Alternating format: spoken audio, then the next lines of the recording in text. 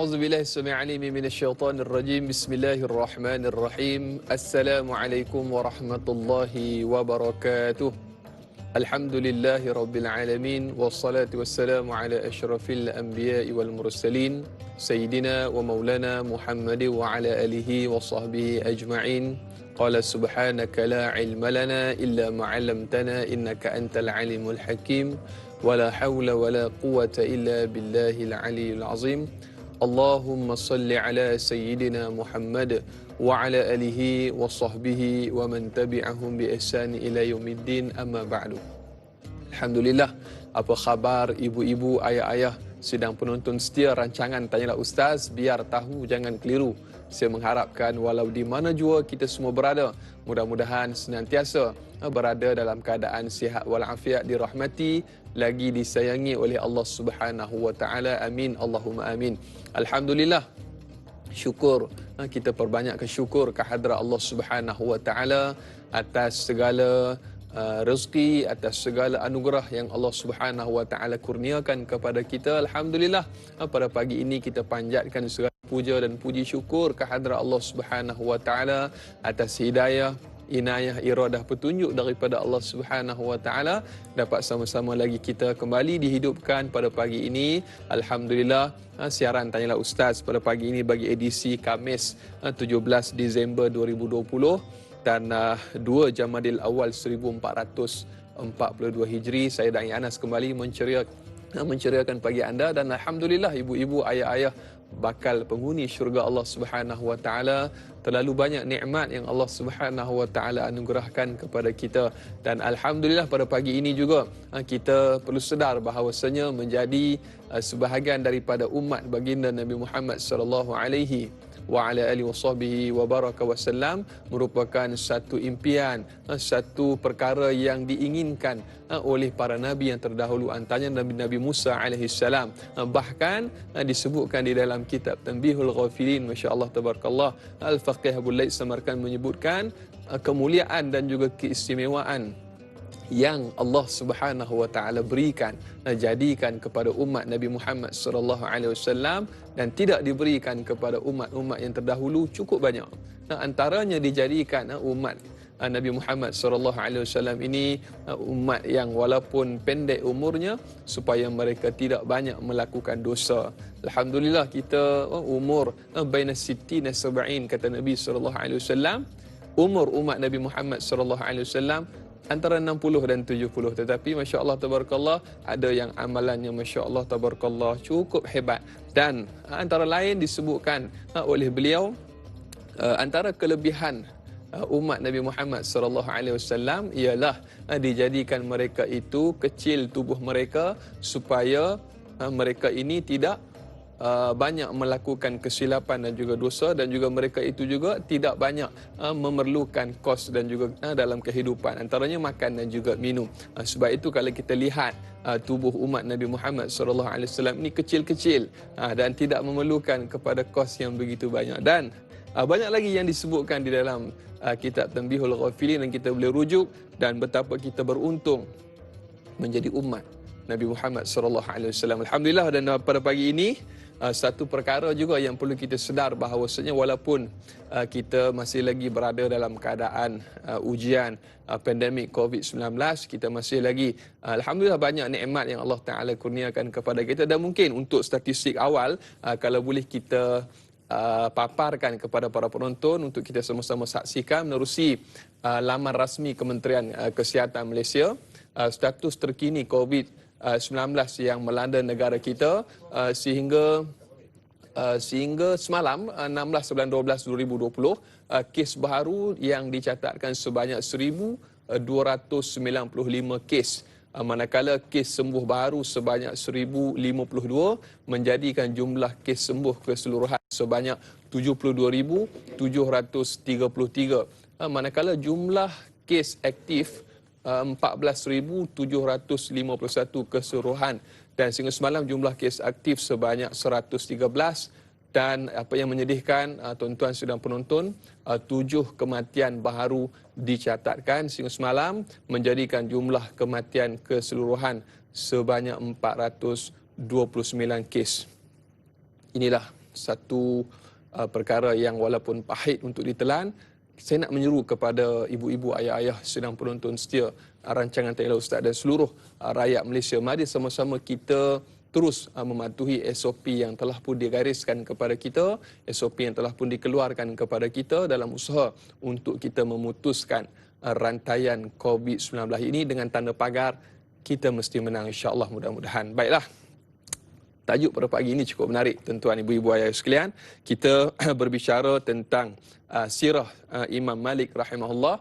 Kita bawakan di studio pada pagi ini. Semestinya ramai tidak sabar untuk mendengar, mengikuti kalam-kalam beliau, iaitu kita bersama dengan panel undangan kita yang berbahagia, Ustaz Ahmad Syahdan Al-Hadrami. Assalamualaikum, Ustaz. Waalaikumsalam warahmatullahi wabarakatuh. Ceria seperti selalu, Ustaz. Alhamdulillah. Alhamdulillah, syukur. Terima kasih kepada yang bahagia Ustaz atas kesudian untuk sama-sama lagi kita pada pagi ini. Kita berbicara tentang satu sosok tubuh yang cukup hebat, Ustaz, iaitu Imam Malik rahimahullah.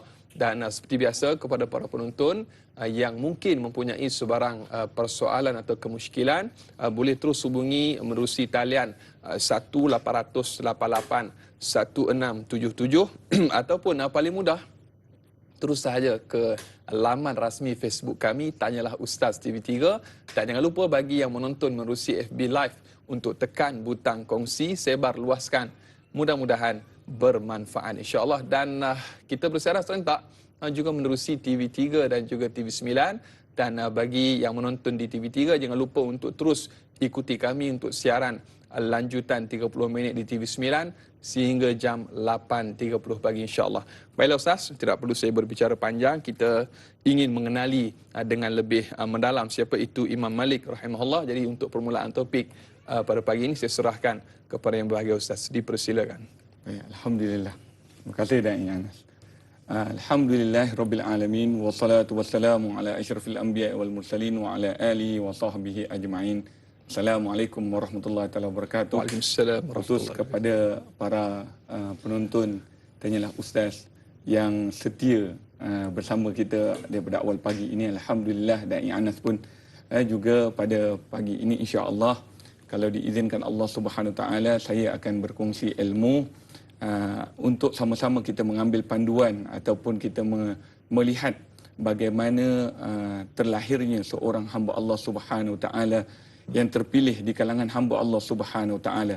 Bagaimana baginda Nabi Muhammad sallallahu alaihi wasallam dijadikan ikon ataupun ikutan untuk umat Islam.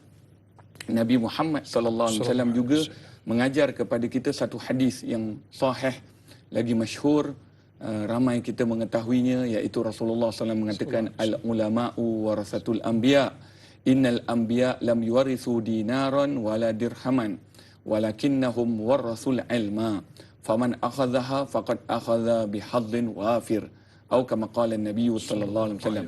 Rasulullah sallallahu alaihi wasallam pernah bersabda, Nabi mengatakan al-ulama'u warasatul anbiya, para alim ulama adalah pewaris Nabi. Sesungguhnya para Nabi tidak mewariskan wang, mata wang emas, dinar ataupun dirham, perak, melainkan ilmu. Barang siapa yang mengambil ilmu, sesungguhnya ia telah mengambil bahagian yang besar daripada agama Allah Subhanahu Wa Taala. Maka Allah Subhanahu Wa Taala juga mengajar kepada baginda Nabi sallallahu alaihi wasallam. Walaupun di sini ada riwayat yang mengatakan, ada khilaf di antara ulama yang meriwayatkan hadis ini, mengatakan setiap 100 tahun, maknanya satu kurun akan ada mujaddid, maknanya ada orang yang akan memperbaharui agama. Ingat, ini bukan memperbaharui agama yang seperti mana kita tahu mukhtari', iaitu bukan, maknanya mereka cipta agama, tetapi mengindahkan agama dalam bentuk konsep yang diterima pakai, iaitu daripada manhaj Ahlussunnah wal Jamaah, Al-Quran, Al-Hadis, Al-Ijma' wal Qiyas. Jadi lahirlah seorang ulama, iaitu Al-Imam, kita masyhur dengannya Al-Imamul Malik. Imam Malik pendiri mazhab Maliki. Asal namanya iaitu pendirinya ataupun pengasasnya iaitu Imam Malik bin Anas bin Malik bin Abu Amir bin Amru bin Ghaiman bin Hutail bin Amir bin Al-Harith. kalau kita lihat di sini Dai, uh, seorang sosok tubuh yang menjadi figura ataupun menjadi ikutan umat Nabi sallallahu alaihi wasallam, walaupun bukannya seluruh, tetapi disebabkan beliau ilmunya tersebar ke bumi Madinah Al-Munawwarah. Masya-Allah. Bila sebut tentang Imam Malik, mesti ramai nak tahu siapakah Imam Malik ini, siapakah keturunannya. Baik, pertama sekali, beliau adalah orang yang hidup pada, maknanya pada dikatakan pada 93 Hijriah ataupun 95 Hijriah. Berbeza khilaf ataupun pendapat di antara ulama, ulama sirah, bilakah beliau lahir. Akan tetapi kita lihat beliau ini berapa tahun, 70 lebih kurang 70 tahun setelah wafatnya Nabi Muhammad sallallahu alaihi wasallam. Jadi jarak di antara Imam Malik dengan Rasulullah SAW bukanlah jauh sangat. Bahkan semasa hidupnya Imam Malik radhiyallahu anhu, Imam Malik mengambil ilmu daripada ulama-ulama di Madinah Al-Munawwarah, kerana beliau dibesarkan ataupun dilahirkan di Madinah Al-Munawwarah. Kerana pada permulaannya, kalau kita lihat dalam sebutan saya tentang riwayat hidup Imam Malik tadi, ataupun kita sebut nasab keturunannya, Amir bin Al-Harith adalah sahabat Nabi Muhammad sallallahu alaihi wasallam. Jadi keturunannya yang bin tadi, Amir bin Harith adalah sahabat Nabi sallallahu alaihi wasallam, mengikuti peperangan bersama Nabi Muhammad sallallahu alaihi wasallam. Kemudian atuknya memeluk pada asalnya belum masuk Islam, berasal keturunannya daripada Yaman, khususnya ibunya daripada Yaman. Kemudian berpindah ke Madinah Al-Munawwarah, tinggal menetap di Madinah Al-Munawwarah sampailah Imam Malik dibesarkan di Madinah Al-Munawwarah, iaitu Darul Hijrah. Sebab tu Imam Malik digelar sebagai Darul Hijrah kerana tinggal di Madinah Al-Munawwarah. Imam Malik adalah imam yang masyhur yang kedua setelah Imam Abu Hanifah. Kedua-duanya hidup zaman yang sama, tetapi Imam Abu Hanifah ini wafatnya ataupun meninggalnya lebih awal daripada Imam Malik. Imam Malik hidup dengan ulama-ulama di Madinah Al-Munawwarah menuntut ilmu. Imam Malik ini dibesarkan di kota Madinah Al-Munawwarah dengan banyaknya ulama-ulama. Apabila beliau hidup di sana masa lebih kurang dalam pemerintahan Al-Walid bin Abdul Malik Al-Umawi. Sebab Imam Malik ni Masya Allah Ta'ala umurnya panjang, nak 86 tahun.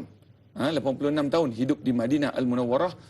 Banyak keadaan yang berlaku, semuanya Imam Malik bertemu. Dapat rasa macam-macam. Memang. Dan Imam Malik ni handsome. Ini da'i pun handsome. Kurang sikit. Imam Malik handsome, putih.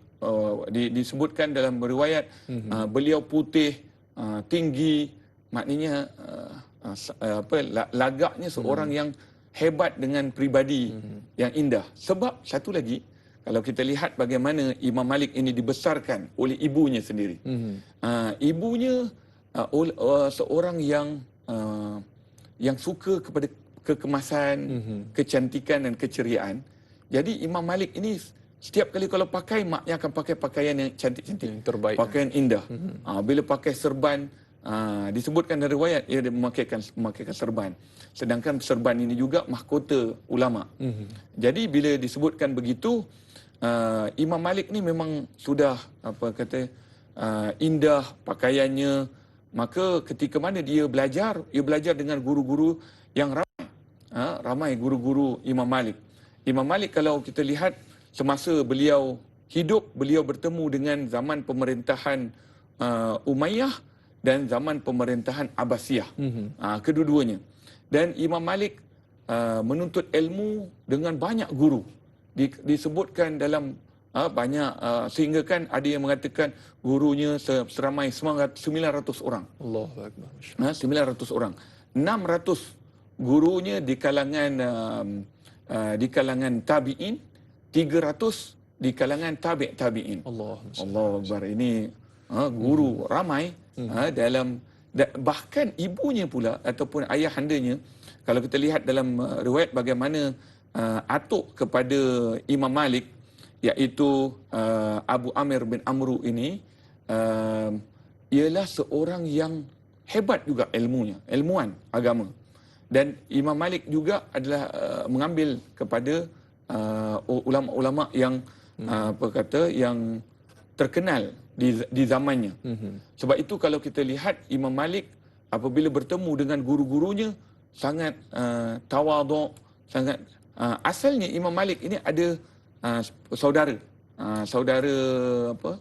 maknanya abang ke itu abangnya dahulu yang belajar, kemudian ia ikut abangnya menuntut ilmu, kemudian ia melepasi ilmu yang abangnya ambil tu. Maksudnya macam inilah, kalau saya belajar dengan seorang guru, Anas Da'i pun belajar dengan saya, contohnya kita belajar, sebab zaman dulu dia tidak ada macam kita kata tingkatan ke silibus. Tapi dia belajar kitab by kitab. Maknanya disebut bagaimana seseorang itu belajar dengan gurunya, qadamun ala qadamin, bil jiddi wal himmati, iaitu semangat yang diambil kepada gurunya, sehingga kan kalau kita lihat ulama-ulama dulu sampai buku lali itu menjadi sebab mengetahui orang tu menuntut ilmu ataupun tidak. Kalau kita lihat dalam riwayat bagaimana Sayyidina Umar Faruq, iaitu Sayyidina Abdullah bin Umar meriwayatkan bagaimana malaikat datang kepada Rasulullah SAW dalam keadaan menyimpuh, dalam keadaan berdepan. Maka suasana kepada keluarga Imam Malik ni memang keluarga ilmu, keluarga ilmuwan. Jadi apabila sudah belajar dengan dengan atuknya, sebab bapanya, kalau kita lihat dalam riwayat bagaimana Anas bin Abu Amir ini, ayahnya, tidak terjelas kepadanya dengan ilmuwan, tetapi buat panah. Buat panah, mahir memanah dan juga berlawan berperang. Jadi ketika mana Al-Imam Malik menghadapi zaman kehidupannya, kalau dilihat dalam lembaran Imam Malik telah berada dalam zaman perselisihan di antara pro Abbasiyah dan pro Alawiyin serta golongan Khawarij. Di masa itu pengaruh ilmu, pengetahuan Arab itu telah bercampur, iaitu Arab, Parsi, India tumbuh dengan subur. Maknanya di zaman itu percampuran golongan manusia itu sangat hebat. Disebutkan juga masa itulah timbul perselisihan di antara golongan Syiah, golongan golongan Ahli Sunnah yang sebenar dan golongan Khawarij. Maka di sini ada banyak pertembungan. Bagaimana Imam Malik menuntut ilmu, kita bila sebut tentang imam mazhab, ini imam mazhab yang 4, kita perlu beradab sedikit. Memang permulaan sekali, iaitu sanad ilmu itu selalunya kita akan lihat siapa yang lebih awal mendekati Rasulullah sallallahu alaihi wasallam ataupun mendekati para sahabat Nabi sallallahu alaihi wasallam. Kita tidak boleh meninggalkan, iaitu Imam Nu'man bin Bashir, iaitu Imam Abu Hanifah, kemudian Imam Malik radhiyallahu anhu yang berada di Madinah Al-Munawwarah, dan guru-guru yang ia ambil daripada guru-gurunya yang ia mengambil daripada tabi'in ataupun daripada tabi'in. Inilah sehinggakan terlahirlah pemikiran mazhab Imam Malik radhiyallahu anhu, seorang anak murid kepada ramai guru-gurunya. Di antara guru-gurunya iaitu Imam Abu Abdurrahman, iaitu guru-gurunya yang ramai itu disebutkan bagaimana sifat ia mengambil kepada guru-guru tersebut dengan penuh tawaduk, dengan penuh rendah diri. Bahkan ini yang luar biasa ni. Luar biasa kepada Imam Malik ini, hatta 4 pemimpin ataupun pemimpin besar-besar di kalangan Abbasiyah, Harun Ar-Rasyid. Itu kalau bila sebut Harun Ar-Rasyid ni kita akan dengar bagaimana melahirkan kitab Muwatta. Jadi insya-Allah kita akan sebut tentang bagaimana guru-gurunya dan murid-murid yang diambil ilmu oleh Imam Malik, dan Imam Malik anak murid mengambil daripada Imam Malik. Masya-Allah, tabarakallah. Satu susut tubuh yang cukup hebat, iaitu Imam Malik rahimahullah, mengasas kepada mazhab Maliki yang biasa selalu kita kenal. Dan masya-Allah, tabarakallah Ustaz, untuk permulaan pada pagi ini kita nak raikan soalan yang pertama daripada sahabat kita di Facebook. Masrifah Nur Jama'in bertanya, Assalamualaikum Ustaz dan Da'i. Waalaikumsalam warahmatullahi. Berapakah usia Imam Malik rahimahullah taala ketika mana beliau pernah menjadi seorang ulama? Adakah beliau seorang yang hartawan, dermawan dan berjaya memegang jawatan sebagai mufti besar di Madinatul Munawwarah? Mohon pencerahan Ustaz. Terima kasih. Biar tahu jangan keliru, insya-Allah kita akan jawab persoalan ini selepas kita kembali daripada rehat. Saudara, biasakan kehidupan normal baharu, dakwah. Tanyalah Ustaz, sampaikan biar tahu jangan keliru. Kembali bergabung selepas ini.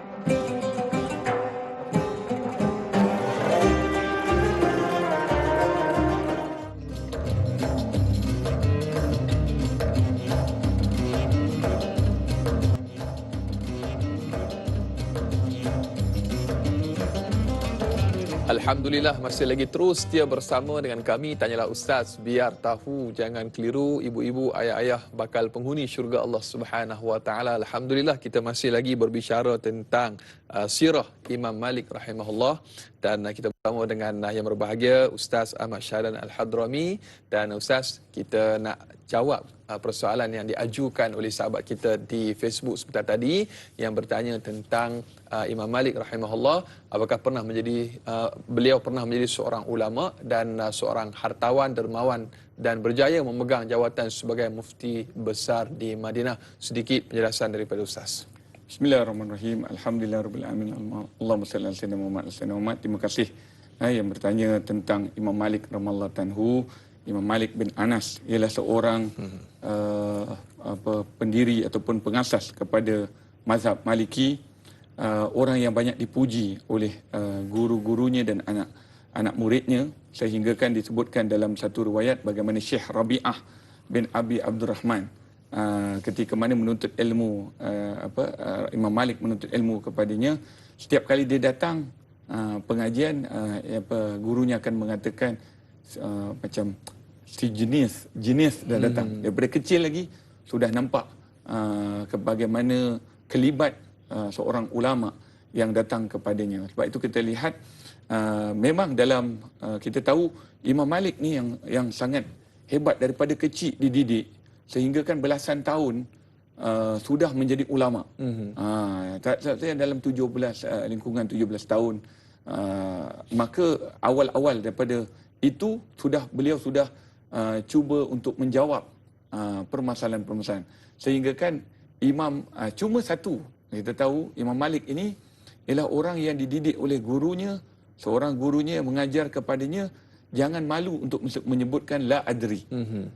Aku tak tahu. Allah sebab itu kalau keluar 74 soalan, Imam Malik akan menjawab 40 soalan lebih kurang, kemudian ia mengatakan la adri, yang baki itu, ataupun lebih kurang dalam lingkungan 10, ia tidak menjawab, bukan tak mampu nak jawab, supaya nak didik dirinya supaya jangan malu untuk mengatakan kalau tak tahu la adri. Jawab tak tahu. Tapi hari ini kalau boleh semua soalan kita nak jawab. Jadi itulah kadang-kadang kalau kita tengok, macam saya pun sendiri hamba Allah Subhanahu Wa Taala yang masih lagi menuntut ilmu. Jadi kadang-kadang soalan-soalan yang diberikan sama ada kita melihat pada aspek Imam Malik contohnya. Imam Malik ni dia lebih kepada keilmuannya. kepada macam mana lahirnya pemikiran mazhabnya dan bagaimana dia belajar dengan guru-gurunya. Maka ini yang perlu kita lihat. Sebab tu bila kita lihat soalan-soalan, kadang-kadang kita lihat soalan itu adakah penting kepada kita nak jawab tentang itu. Contohnya macam ilmuwan atau ilmuwan kita dah tahu, hartawan. Hartawan kalau kita lihat lebih kepada Imam Abu Hanifah, yang mana ia adalah macam sahibul saudagar saudagar tenunan ataupun kain-kain. Kita tahu bagaimana waraknya Imam Abu Hanifah dalam sejarah.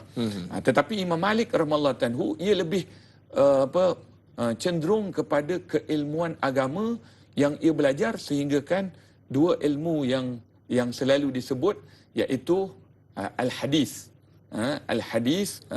pakar hadis, dan juga pakar kepada ilmu fiqh, kerana menjawab beberapa persoalan yang dikeluarkan. Bagaimana kita lihat Imam Malik radhiyallahu anhu pernah berlaku ketika mana untuk menjawab permasalahan itu, lalu Imam Malik yang menjawab, maka terkenal jawapan daripada Imam Malik.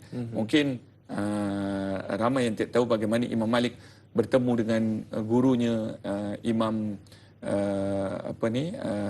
Malik radhiyallahu anhu, mengambil daripada guru-gurunya. Di antara guru-guru Imam Malik, kalau kita lihat bagaimana Imam Nafi' Maula, yang mana ia adalah orang yang juga mengambil ilmu daripada sahabat Nabi sallallahu alaihi wasallam, dan rantaian Syekh Ibnu Hurmuz, Abdullah bin Zaid Ibnu Shihabuddin Az-Zuhri, Muhammad Al-Munkadir. Baik itu gurunya daripada sahabat, daripada tabi'in dan tabi'in. Tidak kepada sahabat. Yang mengambil daripada sahabat Nabi sallallahu alaihi wasallam lebih kurang 5 ataupun 7 orang, iaitu Imam Abu Hanifah radhiyallahu anhu.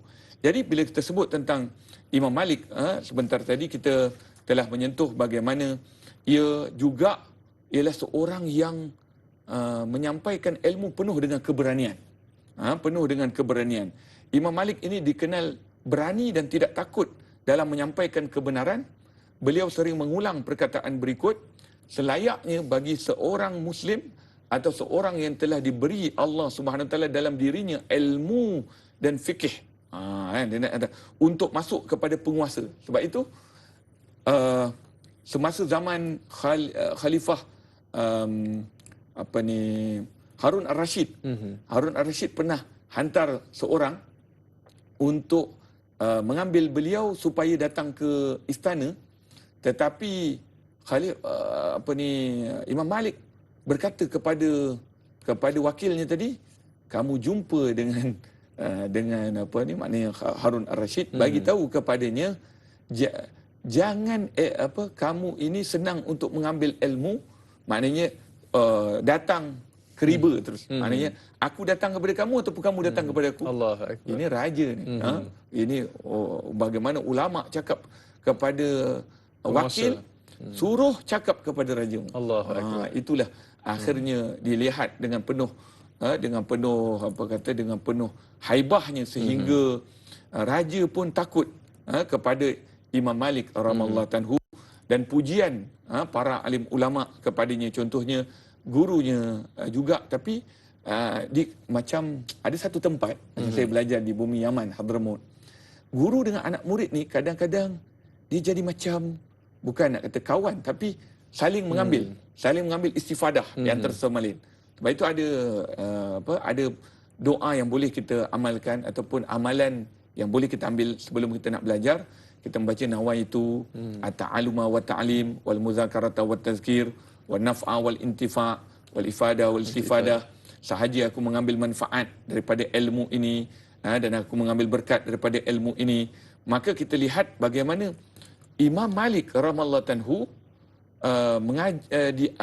di antara Imam Abu Hanifah itu saling sama-sama, sehingga kan Imam Abu Hanifah, ini pujian Imam Abu Hanifah, aku tidak pernah melihat seseorang yang lebih pandai tentang as-sunnah, Rasulullah SAW melainkan Imam Malik radhiyallahu anhu. Allahumma salli ala sayyidina Muhammad. Bila dengar ni satu benda yang saya tertarik bila Ustaz sebut menjadi ulama di usia yang muda ni satu perkara yang luar biasa Ustaz. Mungkin ada dia punya kesinambungan kisah kehebatan ni. Sebelum tu kita nak raikan terlebih dahulu Ustaz pemanggil di talian pada ketika ini. Halo, Assalamualaikum.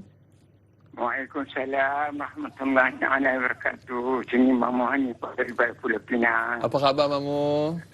Alhamdulillah, Mamu doalah pada ustaz-ustaz. Amin, insya-Allah, Kru mudah-mudahan. semua Tuhan bagi rahmat kita. Amin, amin, ya Allah. Pun tak ada, doalah pada Tuhan, insya-Allah Tuhan Amin, bagi insya-Allah. hapuskan. Perang tu betul punya perang ni kita tak nampak punya perang. Kita minta pada Tuhan sajalah. Tuhan nak tentukan kita punya penyakit ni semua. InsyaAllah. Amin, insya-Allah. Soalan Mamu Ustaz dan Ain, Imam Malik, yang kau nak pergi perang tu, yang kau adakah Sayyidina Umar, Abu Bakar, Sayyidina Ali atau dengan Nabi Muhammad semua tu ada sekali ke, atau Imam Malik seorang kan yang jadi ketua nak pergi perang tu. Tapi perang tu ada satu negara tu penyakit, tapi lepas lari balik tu yang kata Sayyidina Umar lah jadi ketua. Tapi lepas patah balik, lepas tak perang yang kata. Pasal apa yang jadi lalu tu, tapi jangka Imam Malik ni adakah penyakit tu atau tak ada kan? Yang tu soalan Mamu. Baik. Assalamualaikum warahmatullahi taala wabarakatuh. Doa-doa kat Mamu tetapkan iman Mamu. Amin, insya-Allah. InsyaAllah Tuhan, amin amin ya rabbal alamin. Assalamualaikum warahmatullahi taala wabarakatuh. Waalaikumsalam warahmatullahi wabarakatuh. Masya-Allah, tabarakallah. Mamu Hanifah dari Pulau Pinang. Soalan berkenaan dengan jarak ataupun tempoh masa yang saya kira mungkin begitulah kedengarannya, persoalan tentang jarak di antara Imam Malik dan juga para sahabat dan juga dengan Nabi SAW. Mungkin sebagai renungan kita, biasalah kalau kita ulang banyak kali pun tak apa Ustaz, kita boleh ingat sampai bila-bila, sebab ilmu tentang mazhab ni satu benda yang perlu sama-sama kita fahami juga sebenarnya Ustaz, sebagai satu asas untuk kita mengamalkan sesuatu. Sebab hari ni ia menjadi satu polemik juga Ustaz. Ada orang yang tidak ingin berpegang kepada mana-mana mazhab. Mungkin sedikit huraian daripada Ustaz dengan alasan kita kena ikut sunnah, kita kena ikut Al-Quran. Sunnah pula kena ambil hadis sahih saja. Jadi menjadi satu polemik juga Ustaz. Jadi mungkin untuk lebih jelas ada jawapan daripada yang bagus Ustaz sedikit. Allahumma salli ala sayyidina Muhammad wa ala ali sayyidina Muhammad.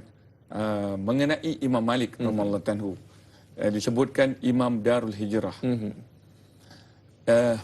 Tadi saya sudah sebut, macam tadi kita macam orang kata sekarang ni kita perlu ikut Al-Quran dan Al-Hadis. Sekarang ni orang yang paling dekat dengan Rasulullah sallallahu alaihi wasallam.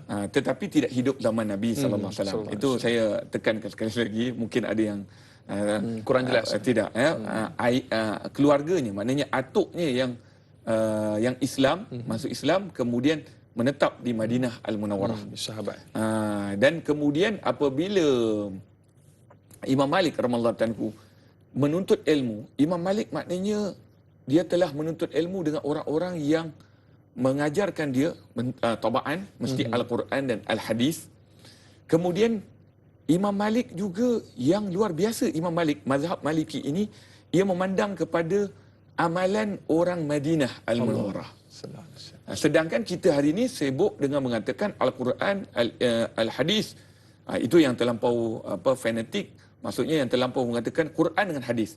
Sedangkan dalam hadis ada melepaskan al-ijma', bagaimana al-ijma' itu datang. Dalam hadis juga ada berkaitan dengan al-qiyas. Ini empat perkara ini memang masdar ataupun sandaran kepada mazhab yang empat ini yang muktabar. Tetapi sebenarnya kalau kita lihat mazhab ni banyak. Tetapi disebutkan pada zaman tersebut lebih kurang pemahaman tu seperti Sufyan Ats-Tsauri, itu juga mazhab. Ja'far As-Sadiq juga mazhab, tapi tidak, akhirnya jadi empat. Ini kenapa? Sebab Imam Malik radhiyallahu anhu ini, kalau kita kembali kepada Imam Malik melihat amalan-amalan orang Madinah Al-Munawwarah adalah amalan yang tidak jauh tidak jauh daripada amalan di zaman para sahabat Nabi sallallahu alaihi wasallam. Maknanya zaman beliau hidup, beliau ialah hidup zaman tu mungkin tanya, ini kenapa ini amalan ini buat? Oh, pada zaman Rasulullah SAW pun ataupun zaman para sahabat pun kita buat begini. Jadi Imam Malik radhiyallahu anhu memasukkan di antara masdar ataupun hukum memandang kepada amalan orang Madinah Al-Munawwarah. Jadi di situ kita boleh melihat bagaimana wasi', bagaimana luasnya pandangan Imam Malik radhiyallahu anhu mengambil apa yang dilakukan oleh orang penduduk di Madinah, maka ia menjadikan sandaran ataupun hukum untuk berhukum dengan hukum-hukum yang lain. Bukan sekadar al-ijma' wal qiyas, itu tabaan. Dan Imam Malik radhiyallahu anhu, kalau kita ingat ketika mana Imam Malik radhiyallahu anhu menuntut ilmu dengan guru-gurunya sentiasa, kadang-kadang biasalah pada zaman tersebut ada soalan-soalan yang ditujukan kepada gurunya, maka gurunya tidak mampu untuk bukan tak mampu untuk menjawab, tetapi menguji kepada anak-anak muridnya. Kepintaran. Kan? Sebab tu kalau kita lihat juga Imam Syafi'i radhiyallahu anhu. Bila sebut Imam Malik, kita akan sebut Imam Malik adalah Imam Syafi'i adalah murid kepada Imam Malik radhiyallahu anhu. Tapi sebelum itu, kita akan sebut bagaimana tersebarnya fahaman ataupun mazhab yang disebut sebagai Imam Malik ini, kerana Imam Malik ini masyhur dengan zakat, masyhur dengan penghafazan Al-Quran dan Al-Hadis, sehingga kan boleh juga menghuraikan tentang perkara-perkara itu. Kalau kita lihat contohnya sebelum nak melahirkan kitab Al-Muwatta, kitab yang masyhur pada mazhab Maliki. Kitab Al-Muwatta ini karangan ataupun himpunan hadis, Al-Quran, hadis, dan juga perkataan-perkataan sahabat Nabi sallallahu alaihi wasallam. Itu dimasukkan di dalam kitab Al-Muwatta. Tetapi huraiannya tidak banyak. Syarah kepada itu tidak banyak, kerana Imam Malik ini sehingga kan gurunya nampak kepadanya orang yang cukup jaga kepada sunnah, maknanya tidak suka untuk tokok tambah. Tetapi kalau kita lihat di sini, jangan pula mengatakan, tengok Imam Malik pun tak nak tokok tambah. Bukan tokok tambah Allah itu Akbar. Maknanya, tetapi tidak mahu lari daripada konteks yang disebutkan sebagai Al-Quran, hadis, ijma' wal qiyas itu. Maka contohnya beliau menghafal 100,000 hadis. Sanadan wa matanan. Masya Allah, tabarakallah. Ini sebab tu kalau kita lihat ulama-ulama dulu bukan hanya hafaz Quran, tetapi hafaz hadis. Al-Hafiz. 100,000 itu baru Al-Hafiz. Kalau seorang tu dia gelar nama dia Al-Hafiz, sebenarnya itu bukan Hafiz. Bukan Hafiz. Maka Imam Malik radhiyallahu anhu 100,000 hadis. Allahu Akbar. Kemudian disulami ataupun diteliti, akhirnya 10,000 hadis. Allahu Akbar. Kemudian daripada 10,000 hadis itu, hanya berapa hadis saja dimasukkan dalam kitab Al-Muwatta? 500 lebih kurang. Nanti kita akan keluarkan berapa dia punya pembahagian daripada Al-Quran, hadis, kata-kata sahabat Nabi sallallahu alaihi wasallam. Allahumma salli ala sayyidina Muhammad. Saya khusyuk mendengar bagaimana hebatnya sosok tubuh yang bernama Imam Malik rahimahullah, dan semestinya banyak perkara yang kita perlu sama-sama renung dan muhasabah dalam usaha untuk kita meramaikan lagi mereka-mereka yang lahir dalam kalangan zuriat keturunan kita. Mudah-mudahan dapat mengikut jejak langkah Imam Malik rahimahullah. Ustaz, soalan yang berikutnya daripada sahabat kita di Facebook, Nurul Hidayah Saifuddin bertanya, apakah sifat Imam Malik rahimahullah? Adakah beliau seorang yang kuat dan tabah? Benarkah beliau pernah disebat dengan cemeti sehingga patah tulang belakangnya? Bagaimana kisah ketabahannya dalam kehidupan yang boleh dijadikan sebagai contoh? Sekian, terima kasih. InsyaAllah kita akan jawab persoalan ini selepas ini. Jangan ke mana-mana, biasakan kehidupan normal baharu. Dakwah Tanyalah Ustaz sampaikan biar tahu jangan keliru. Kembali bergabung selepas ini.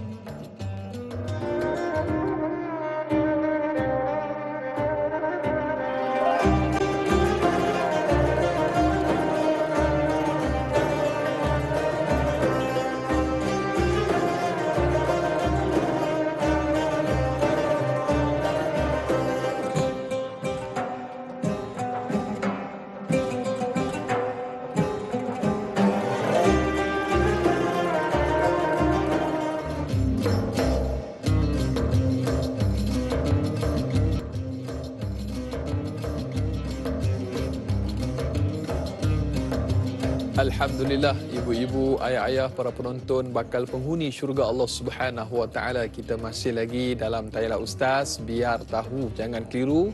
Kita berbicara tentang seorang tokoh, seorang ilmuwan yang begitu hebat, iaitu Al-Imam Malik rahimahullah, pengasas mazhab Maliki.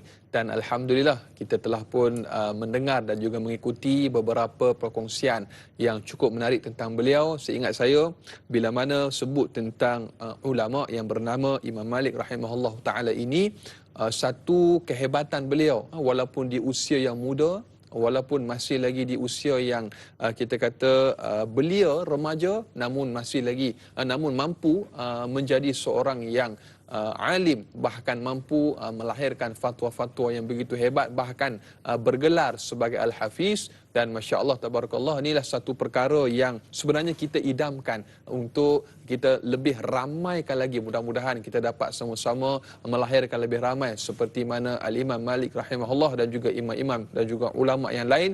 Dan kita berdoa kepada Allah Subhanahu Wa Taala, mudah-mudahan dimakbulkan segala hajat dan doa kita. Dan setelah tadi soalan daripada sahabat kita, kalau boleh kita raikan semula. Kita tengok Nurul Hidayah Saifuddin, soalannya berbunyi, bagaimanakah sifat Imam Malik rahimahullah? Adakah beliau seorang yang kuat dan tabah? Benarkah beliau pernah disebat dengan cemeti sehingga patah tulang belakangnya? Allahu Akbar. Bagaimana kisah ketabahannya dalam kehidupan yang boleh kita jadikan sebagai contoh dan juga panduan? Ustaz, inilah satu cabaran sebenarnya menjadi seorang yang bergelar ulama. Inilah mehnah dan tribulasinya. Sedikit penjelasan daripada Ustaz. Baik, bismillahirrahmanirrahim. Alhamdulillahirabbil alamin. Allahumma salli ala sayyidina Muhammad wa ala sayyidina Muhammad. Berkaitan dengan Imam Malik radhiyallahu anhu, ketika mana kita melihat nak mendidik masyarakat, nak membimbing masyarakat, perlu kepada guru-guru yang mempunyai himmah, semangat juang yang besar, khususnya apabila ingin mengajar kepada golongan atasan, golongan orang yang apa kita sebut VVIP ni, penguasa ni. Cabarannya mungkin berbeza, Ustaz. Betul. Masya-Allah, tabarakallah. Sebenarnya kalau kita lihat, hatta Nabi sallallahu alaihi wasallam pernah mengajar kepada kita di dalam kaedah konsep yang kita sebut hari ini, khatibun nas ala qadri uqulihim, iaitu sampaikan khabarkan kepada manusia mengikut kadar akal pemikiran kemampuan mereka. akal mereka. Sebab itu kita lihat Imam Malik radhiyallahu anhu, dia tahu kamu kalau nak menuntut ilmu jangan bergerak. Maknanya betul-betul menuntut ilmu. Allahu Akbar, tawajuh. Kan? Insya-Allah. Ini kalau kita hari ini, kalau ada guru yang Kedah cengeng. Garang sikit. Backing Kelantan. Lepas tu kita pula zaman sekarang, Allah Akbar. Ustaz kalau boleh joke banyak. Allah Akbar. Insya-Allah. Kalau kita lihat Imam Malik tidak. Sehingga kan yang duduk depan takut, haibah ulama. Sebab tu apabila pada zaman khalifah di Madinah, ada satu raja ataupun khalifah yang iaitu agak dia tak disukai oleh orang Madinah. Termasuk Imam Malik tegas dengan sifatnya dalam satu perkara. Ketika mana ia disuruh, Imam Malik tidak mahu, tidak ikut.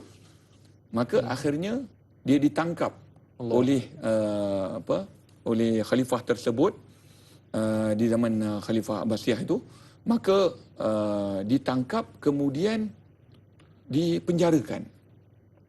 Ketika mana dipenjarakan, kalau kita lihat di sini ada kisah ketika mana Imam Abu Hanifah melihat, ini firasat, firasat, ittaqu firasatal mu'min, wa innahum li'annahum yanzuru binurillah.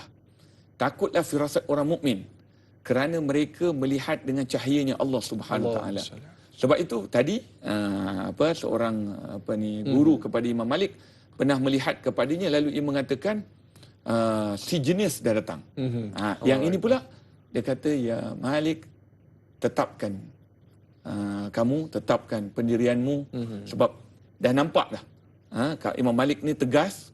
Kemudian Imam Malik ditangkap untuk lalu memang disebat, dicambuk, dicemeti tadi, tetapi akhirnya dikeluarkan juga, tapi nak ceritakan mehnah, ujian yang sampai ditangkap, dipenjarakan, dipukul, memang memang ada teruklah cedera, cedera parah.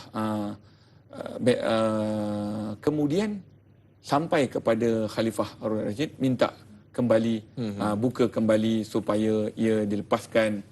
Maka ia kembali mengajar. Tapi kita lihat di sini bagaimana raja ataupun pemimpin khalifah pun kalau tak suka dia boleh buat apa saja. Tapi kita bagaimana? Imam, ulama bagaimana? Adakah dia nak follow saja, nak ikut saja, ataupun dia tetapkan dia prinsip tetap pendirian dia, prinsip dia. Allah Ta'ala alam. Kalau kita lihat di sini, ini Imam Malik radhiyallahu anhu, bagaimana ia bertemu dengan anak muridnya Imam Syafi'i. Juga ada satu kisah. Kisah Imam Malik ni banyak. Di antara kisah yang sangat masyhur Imam Malik, iaitu ketika mana lahir fatwanya ataupun dirinya terjelas kepada orang ramai ketika mana Imam Malik berhukum tentang masalah seorang perempuan, wanita yang Allahumma salli alaihi wasallam, wanita perempuan yang memandikan mayat kepada seorang perempuan yang ditohmah ataupun yang difitnah. Perempuan itu adalah kaki zina, ataupun perempuan kita hari ini kata kerja tak elok, pelacur. Jadi ketika mana ia memandikan mayat perempuan tadi, lalu tangannya termasuk ke dalam ke dalam punggung, masuk ke dalam. Lalu orang yang ahli keluarganya ada di luar. Ahli keluarganya kata, mana lama perempuan ni tak keluar mayat tak siap ke, kita nak semayang. Lalu akhirnya perempuan ni tadi kata, nanti sebentar. Lama sangat, sebentar. Bila tanyanya sebentar. Lalu ada seorang wakil daripada keluarga tadi masuk, tengok masuk tangan perempuan tadi yang mana melekat.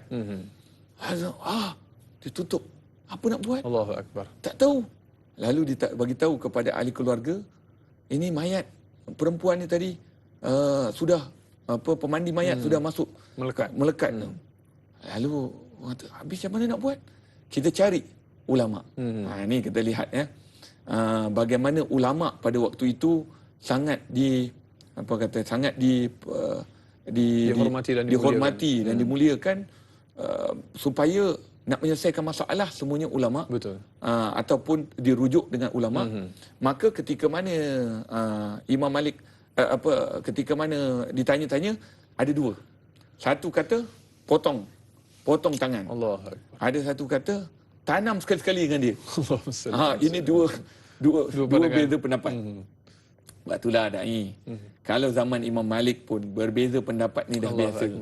Ini kan pula zaman kita hari ni, yang zaman handphone ni berlekat. Bukan dua pandangan, bahkan lebih. Sebab itu kita kena pandang kepada apa pandangan yang lebih salim, lebih selamat. Lalu akhirnya satu kata potong tangan. Potong tangan sebab mayat ni perlu kita masukkan dia dalam kubur. Yang ni kita lepaskan tapi hudung lah. Allah. Yang satu lagi pendapat mengatakan perempuan ini sebab dia mayat lebih kita tanam sekali dia sekali. Ini sudah. Akhirnya ditanya, ini anakmu orang yang tahu Imam Malik. Cuba kita tanya Imam Malik bin Anas.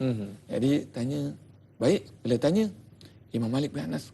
Imam Malik, sebab tengok tadi saya dah cakap, orangnya yang teliti dengan mengatakan la adri, aku tak tahu. Keduanya orang yang cukup jaga dengan hadis-hadis. Tidak boleh untuk senang-senang. Hari ini saya minta maaf cakap, walaupun kadang-kadang itu hadis. Tapi orang tak tahu itu hadis tu tahapnya apa. Tahap dia mursal ke, mauquf ke, mutawatir ke. Ini pun kena perhati. Sebab tu bukan sekadar kita dengar-dengar saja, tapi belajar juga. Jadi bila datang kepada Imam Malik, kat sini saya menjelaskan kepada semua para penonton dan ialah ustaz, Imam Malik bukan sekadar mahir cerita ini bukan sekadar kita melihat Imam Malik ini memandang kepada ilmu fiqh dan hadisnya saja, tetapi inilah yang dibawa kepada ilmu tasawuf. Imam Malik jumpa kepada perempuan tadi dan secara diam-diam, tak ada orang masuk, jaga aib. Kata, macam mana boleh jadi ni? Perempuan tu bercerita, saya mandikan mayat perempuan ni. Imam Malik pandang lain. Imam Malik kata, apa yang kamu bicara masa kamu mandikan mayat? Dia pun pandang Imam Malik balik. Allahu Akbar. Apa yang kamu bicara? Kata, minta maaf wahai Imam. Kenapa? Saya kata, di masa dia mandikan bahagian alat sulit kemaluan, dia mengatakan, perempuan, berapa banyak lelaki yang kau telah telah guna ataupun bicarakan aib perempuan tersebut. Tengah mandikan mayat. Allahu Akbar. Lepas tu Imam Malik pandang, ini kat sini tegas. Adakah kamu tahu? Kamu tahu memang itu sifatnya? Tak tahu. Jadi kamu tahu apa yang ia lakukan? Tak tahu. Jadi maknanya kamu ini sudah tuduhan liar. Tuduhan liar, maka kamu kena hukum. Allah. Jadi hukum dia macam mana? Dia kata kamu kena sebat. Allah. Kamu kena sebat 70 kali ataupun 80 kali, dia mengikutkan dalam bila kamu kena sebat, inilah hudud lah. Hukum sebat kerana tuduhan liar. Maka bila sudah sebatan tadi, lepaslah tangan perempuan tadi. Tapi Imam Malik tidak berada di ketika mana rotan tadi. Imam Malik suruh semua ada perempuan beberapa orang menjadi saksi untuk tu. Tapi subhanallah, lihat kat sini, bukan saja ilmu fiqh. Kalau menghukum hakam tadi dah jawab dah. Seorang kata ni, kalau kata hadis mungkin kita boleh melihat kepada permasalahan, tapi permasalahan baru. Jadi kalau kita lihat, Imam Malik telah keluarkan fahaman daripada sufinya ataupun fahaman tasawufnya. Akhirnya terlepaslah hukuman tersebut dan mayat pun selamat, orang perempuan itu pun selamat. Allahu Akbar. Satu kisah yang boleh jadikan sebagai pengajaran. Tengok bagaimana hikmah dan juga kemuliaan, kehebatan seorang yang bergelar sebagai Imam Malik rahimahullah. Dan Ustaz, kita ada pemanggil di talian pada ketika ini. Halo, Assalamualaikum. Waalaikumsalam warahmatullahi. Apa khabar Cik Ilyas? Alhamdulillah. Apa khabar dari Anas dan juga Ustaz Ahmad Syahdan? Alhamdulillah. Sihat. Silakan soalannya tuan. Soalannya begini. Kita faham setiap mazhab daripada Hambali, Maliki, Syafi'i dan juga Hanafiyah kan? Hanafi. Dia mempunyai melahirkan anak-anak murid. Siapakah anak-anak murid kepada Imam Maliki? Mazhab Maliki, adakah Bukhari, Muslim ataupun Nawawi? Boleh tak Ustaz beritahu dengan secara ringkasnya? Baik. Dan soalan kedua, adakah Imam Maliki ni, mazhab Maliki juga terlibat dalam peperangan semasa hayat beliau? Itu saja. Assalamualaikum warahmatullahi.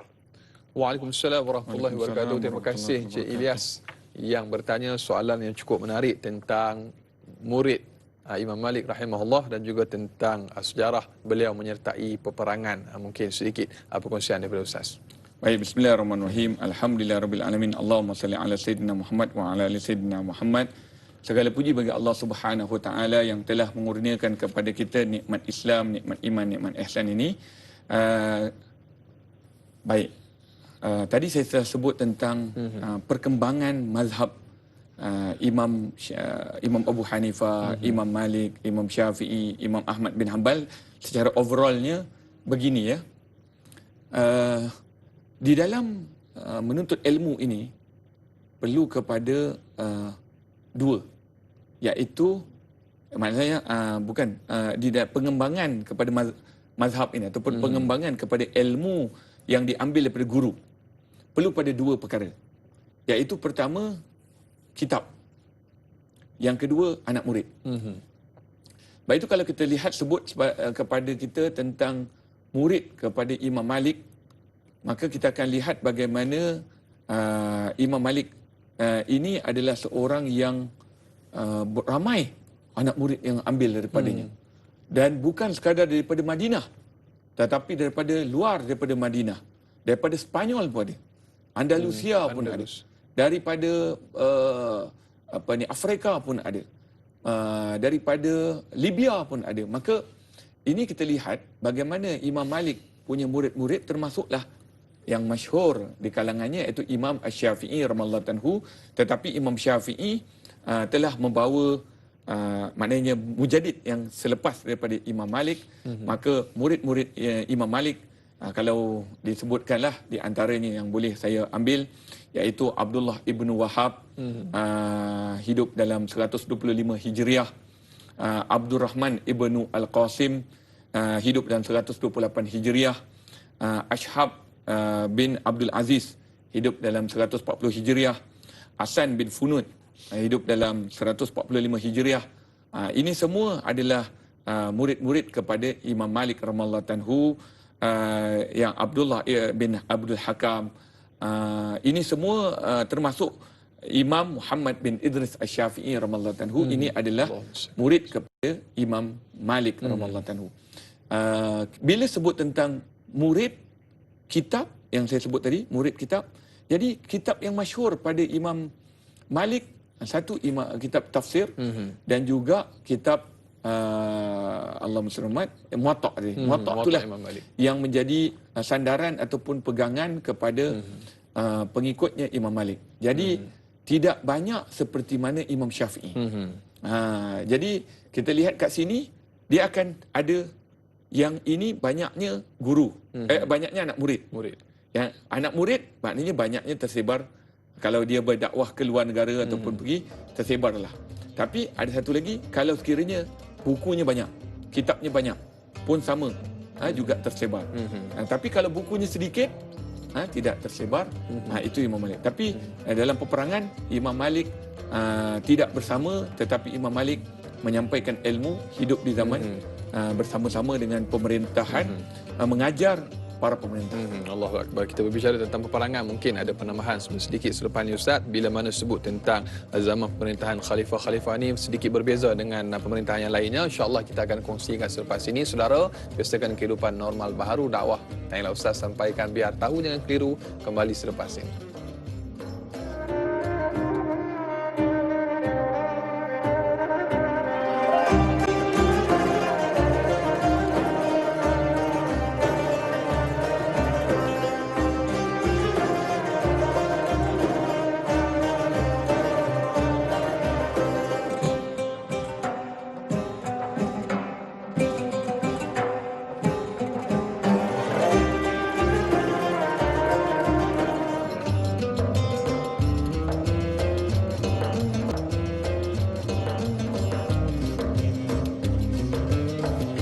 Alhamdulillah, terima kasih dan terima kasih. Kurang lebih tepat sejam kita bersiaran semestinya dalam Tanyalah Ustaz. Biar tahu, jangan keliru.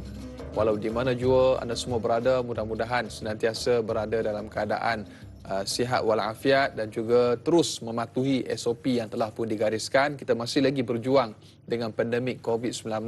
Mudah-mudahan Allah Subhanahu Wa Taala memberikan kekuatan dan semangat serta jalan keluar kepada kita. Dengan tanda pagar kita mesti menang, insya-Allah. Baiklah, kita masih lagi berbicara tentang sirah Imam Malik rahimahullah taala, seorang tokoh yang begitu hebat, antara pengasas kepada mazhab Maliki, guru kepada Al-Imam Syafi'i rahimahullah, yang kita beramal dengan berpegang dengan mazhab Syafi'i di Nusantara ini, berpegang dengan akidah Ahlussunnah wal Jamaah. Masya-Allah tabarakallah. Mudah-mudahan apa yang telah pun dikongsikan oleh sebagai ustaz dan bakal dikongsikan sebentar lagi, kita nak tambah lagi ustaz.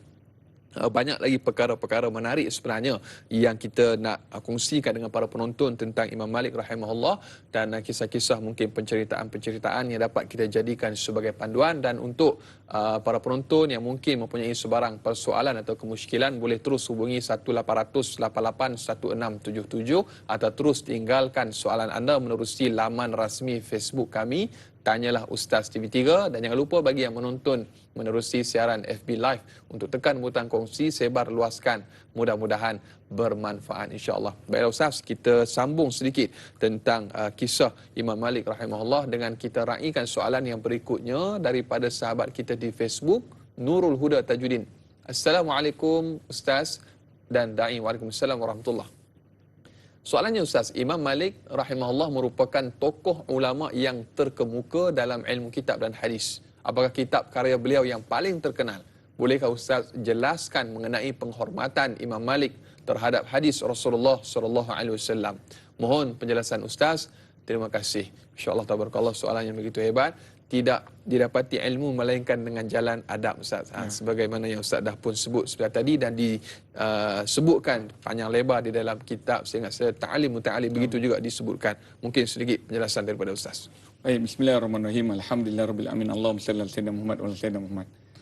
Sebenarnya Imam Malik ni kalau kita sebut pada para penonton yang mengikuti, tak kenal maka tak cinta. Allahu akbar. Siapa tak cinta, tak jiwai dan tak hayati. Allahu akbar. Sebab itu bila sebut tentang Imam Malik, bila saya saya ingin membawa topik ini, saya terfikir tadi pun saya berjalan nak datang ke sini, saya terfikir bagaimana nak approach, maknanya nak ceritakan kepada para penonton kita nak kenal Imam Malik ni kenapa? Kenapa kita nak kenal Imam Malik? Kenapa perlu kita kenal? Kenapa perlu kita kenal Imam Malik? Sebab pertama sekali, Imam Malik ni adalah guru kepada Imam Syafi'i. Kita mazhab Imam Syafi'i. Dan kita berpegang kepada mazhab Syafi'i. Kenapa kita berpegang kepada mazhab Syafi'i? Sebab ulama-ulama, ya, kita kena jelaskan ni. Sebab ada orang faham kenapa kita pakai mazhab, kita kena pakai Al-Quran dan hadis. Dia begini tuan-tuan, para musyahidin, para penonton, kenapa kita bermazhab Syafi'i? Sebab guru kita ialah orang yang bermazhab Syafi'i. Allahu akbar. Kenapa kita bermazhab Syafi'i? Sebab ibu bapa kita adalah orang yang belajar dengan pemahaman kepada ilmu syariah itu, mazhab Syafi'i. Tradisinya begitu. Tradisi. Tetapi kita kena tahu pula siapa pula guru kepada Imam Syafi'i. Allahu akbar. Ini kita kena tahu. Sebab itu bila sebut tentang Imam Syafi'i, kita akan sebut Imam Malik. Bila sebut Imam Malik, kita akan sebut Imam Abu Hanifah. Tak boleh lari. Bila sebut Imam Syafi'i, insya-Allah akan datang, kita akan sebut Imam Ahmad bin Hanbal.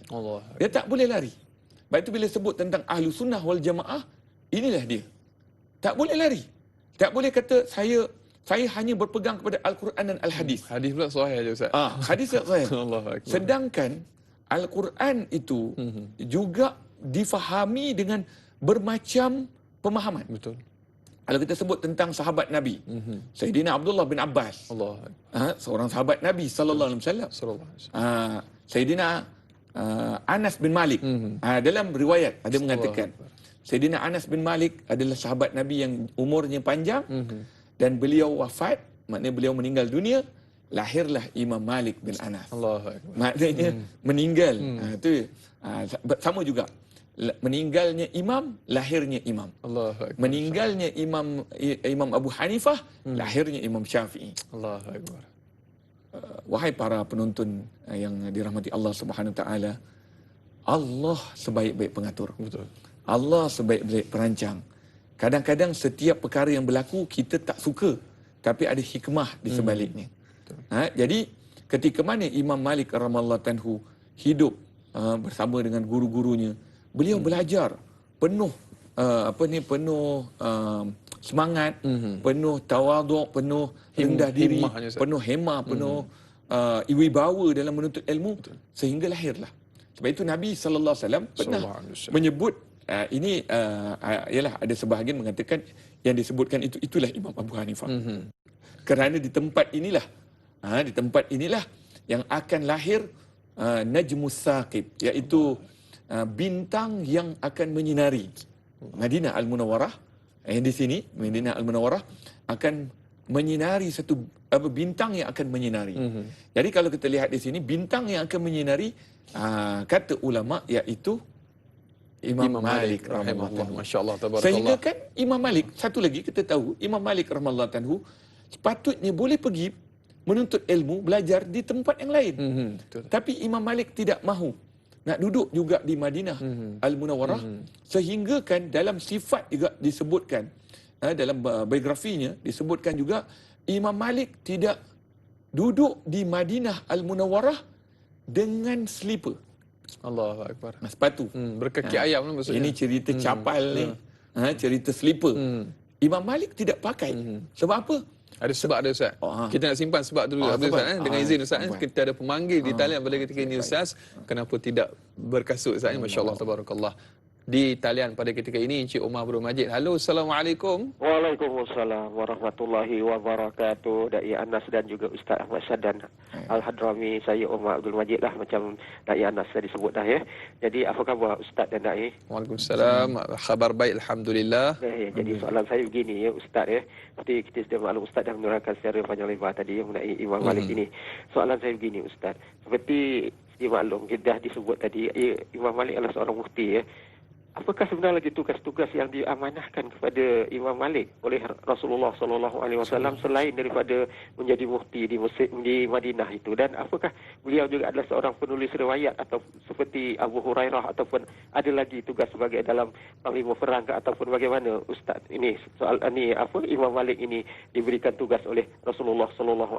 Itu saja soalan saya. Terima kasih banyak Ustaz dan Dai. Assalamualaikum. Waalaikumsalam warahmatullahi wabarakatuh. Soalannya tentang fasa juga, fasa peringkat-peringkat kehidupan dan juga fasa-fasa kehidupan Imam Malik, dan juga beza jarak di antara dengan Nabi SAW dan juga para sahabat, dan tugas beliau yang mungkin boleh kita perincikan supaya menjadi renungan kita bersama betapa beratnya Ustaz menggalas tanggungjawab sebagai ulama dan juga mufti Ustaz. Masya-Allah tabarakallah. Sedikit daripada Ustaz.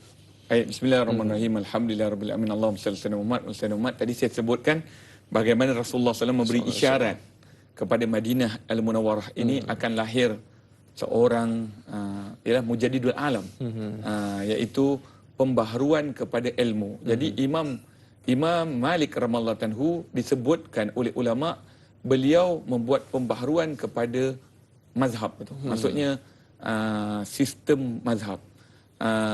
Tetapi Imam Malik radhiyallahu anhu, sebagaimana kita tahu, ilmuannya sudah disegani daripada sejak belasan tahun, sejak kecil lagi. Kemudian ia dipilih oleh khalifah. Cuba bayangkan Imam Malik yang umurnya panjang 86 tahun. Dan bertemu dengan Khalifah Umayyah, dengan Khalifah Abbasiyah. Lebih kurang Umayyah itu 9 khalifah dalam zaman pemerintahan khalifah tersebut, dan Abbasiyah 4 khalifah pada zaman pemerintahan Abbasiyah. Maka di sini kita akan lihat bagaimana corak pemerintahan itu berbeza-beza. Tetapi dia bukan masalah corak pemerintahan. Betul. Yang masalah ataupun yang kita nak tengok siapa orang yang memimpin pemerintah itu. Sehingga kan pemerintah itu dikatakan juga sebagai anak murid kepada Imam Malik. Allahu Akbar. Siapa kita? Kita hanya sampaikan ilmu di sini. Tetapi pemerintah kita belum tentu lagi boleh duduk depan kita. Semut di rimau Ustaz. Masya-Allah tabarakallah, tidak dipandang. Masya-Allah. Sebab tu saya sedikit terkesan lah. Terkesan dengan kekurangan diri yang ada. Sebab bila saya baca kisah pemanakib imam-imam ni, kita terpandang diri kita lah. Siapa kita? Hanya sekadar untuk dibanggakan, kita ada dalam TV ataupun kita dijemput. Sebenarnya ulama ini memimpin ummah. Betul. Sebab tu akhirnya Omar Encik Omar Abdul Majid. Encik Omar tadi bila sebut mufti ni sebenarnya bukan sekadar hanya duduk dengan raja sajalah, ataupun majlis raja saja. Dia lagi besar lagi. Tanggungjawab dia luas. Dia lagi besar lagi. Kalau macam macam sebelum ini saya ada sebut tentang bomoh, pawang, dukun. Dia ada tingkatan dai. Doktor. Bukan tabib. Ini ilmu perubatan pun dia ada bomoh kampung, ubat kampung, tradisional, ubat negeri. ubat negara. Tabib negara. Tabib tabib diraja. Ahlul nujum. Ahlul nujum. Insya-Allah. Jadi ulama pun begitu juga. Allahu akbar. Jangan, saya minta maaf cakap hatta hari ini. Ini hari ini kalau boleh saya minta izin untuk sebut. Ustaz yang belajar, contohnya belajar Yaman, belajar Mesir 10 tahun, adakah sama dengan ustaz yang hanya mengajar Iqra ataupun qiraati ini? Sama ke wahai para penonton semua? Tidak sama. Jadi bila kita tengok makin tambah dia punya ilmu tabaan. Ilmu membezakan di antara ulama itu adalah ilmu dan sifat. Ilmu memang kita tahu, inna bahrul ilm. Dia tahu luasan lautan ilmu. Seperti Imam Malik, Imam Syafi'i, Imam Abu Hanifah, Imam Nawawi. Tapi bila kita sebut, macam tadi sebut Imam Nawawi Syafi'i. Imam Nawawi Syafi'i. Yang Imam Ghazali Syafi'i. Itu pengikut-pengikutnya. Tapi Imam Malik ini, kalau kita lihat nanti mungkin saya akan sebut tokoh yang akan membawa fahaman mazhab Maliki. Tapi sebentar tadi kita sebut tentang mufti. Bila sebut mufti, Allah, ini bukan tuan apa yang bertanya ataupun yang mendengar. Jangan ingat mufti ini hanya keluarkan satu risalah, ini mengatakan ini. Tak. Bukan sekadar itu tu katanya. Bukan itu. Mufti ni yang pertama sekali, mufti ni dia punya tugas dia menjaga kemaslahatan agama Islam. Di negeri ataupun di negara. Kalau dia mufti besar, maka dia akan dijaga negara. Kalau mufti negeri, dia akan jaga negeri itu saja. Maknanya setiap perkara dalam negeri itu dia kena pantau. Kena ambil tahu. Dia kena ambil tahu. Tapi kita silap hari bulan hari ini, ustaz yang famous dalam YouTube ni, Allahumma salli alaihi YouTube lagi dikenali masyarakat. Allah. Tetapi minta maaf cakap, mufti mungkin tak kenal. Terkebelakang sikit. Terkebelakang sebab patutnya mufti itu yang Lebih menonjol. Mufti itu yang nampak bila sebut mufti. Kan? Sehingga kan mufti ini disegani bukan kerana titlenya, Betul. tetapi kerana kewibawaan dan kehaibahannya. Keilmuannya. Sebab itu Imam Malik radhiyallahu anhu bertanya kepada wakil kepada Khalifah Harun Ar-Rasyid, bagi tahu kepada tuanmu, adakah ilmu itu didatangi ataupun ilmu itu mendatang. Allahumma salli alaihi Tengok. Jadi bila sebut tentang mufti, saya susah, tak perlu nak cerita mufti ni dia punya apa dia punya peranan dia 1 2 3. Dia besar. Besar. Masalah apa yang berlaku di negeri itu, dialah yang patut menyelesaikan, patut mengeluarkan statement-statementnya, perkataan-perkataannya. Itu barulah mufti. Bahkan mufti ni patutnya ada satu pengajian khusus di negeri tersebut ataupun di tempat tersebut, zawiyah ataupun zawiyah ni maknanya tempat pengajarannya. Belajar. Imam Ghazali ada zawiyah. Pada zaman khalifah, khalifah sendiri buat zawiyah untuk ni Allah. mengajar. Dan dai, para penonton semua, kalau kita tak kenal ulama-ulama kita pun sama juga, ulama Melayu mengajar di dalam istana, balai rong istana itu mengajar, dan orang awam duduk, tapi sultan duduk di atas. Maknanya sultan tempatnya, tetapi diajar sultan sekali, belajar dengannya. Allahu Akbar. Jadi sebab itu kita lihat ini tanggungjawab yang besar, wahai golongan ilmuwan. Kamu sebenarnya mendidik umat, bukan mendidik hanya dalam Facebook ataupun mendidik dalam YouTube. Kamu didik masyarakat, didik umat. Satu lagi, kita ni mufti ataupun ulama ni patutnya kita mempersatukan umat ataupun bangsa. Yang pertama sekali ialah memanglah nanti kita akan lihat bagaimana Imam Malik dengan Imam Syafi'i boleh berbeza pendapat. Insya-Allah kita akan sebut selepas ini, kita akan lihat bagaimana kewibawaan ilmu Imam Malik radhiyallahu anhu sehingga kan tersebar fahaman Imam Malik dengan tokoh-tokohnya yang membawa mazhab Imam Malik tadi, Maliki. Wallahu taala alam bisawab. Allahumma salli ala sayyidina Muhammad. Satu penjelasan yang begitu menarik, kupasan yang begitu menarik. Semestinya banyak lagi Ustaz yang akan kita kongsikan tentang Imam Malik rahimahullah. InsyaAllah Ustaz, kita akan tamat siaran di TV3 dan kita akan sambung lanjutan 30 minit di TV9 selepas ini. Saudara jangan ke mana-mana, biasakan kehidupan normal baharu dakwah. Tanyalah Ustaz yang sampaikan, biar tahu jangan keliru. Kita kembali bergabung di TV9 selepas ini.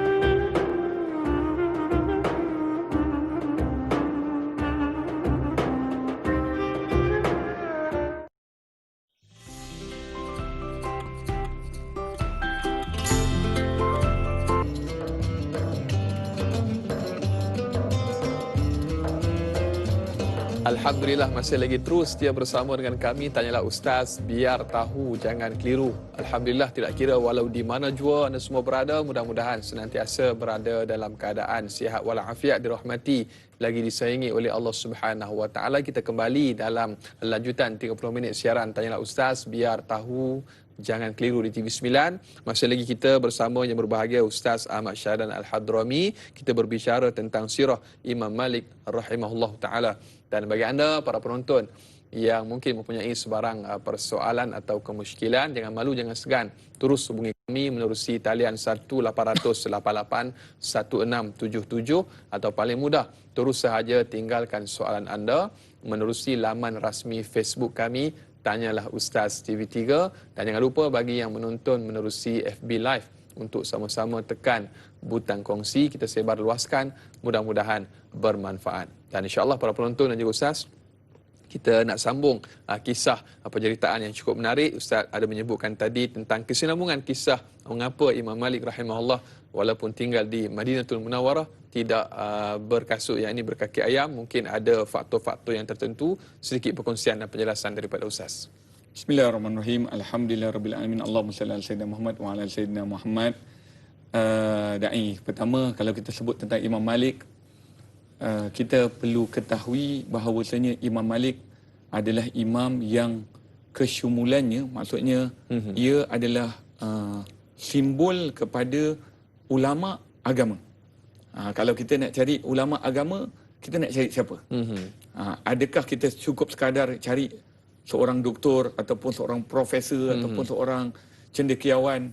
Kita perlu cari kepada orang yang pernah memikul tanggungjawab yang besar, yang berat.